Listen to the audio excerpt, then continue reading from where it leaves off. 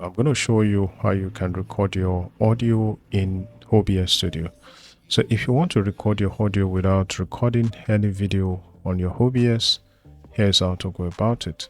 So the first thing is to click on File on the top left corner of the screen and then click on Settings. Alright, so from Settings, you'd want to click on Output, and on the output mode, you'd want to make sure that Advanced is selected. So the next thing is to click on the Recording tab and then click on the drop down menu and click on Custom Output. So the next thing is to click on Container Format and select MP3 from the list. Alright, so once that has been done, you'd come to Video Encoder and Disable Encoder.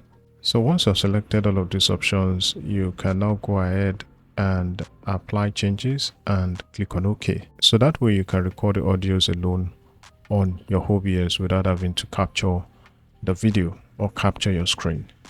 So there you have it. That's how to go about recording audio only on OBS. Thank you for watching the video.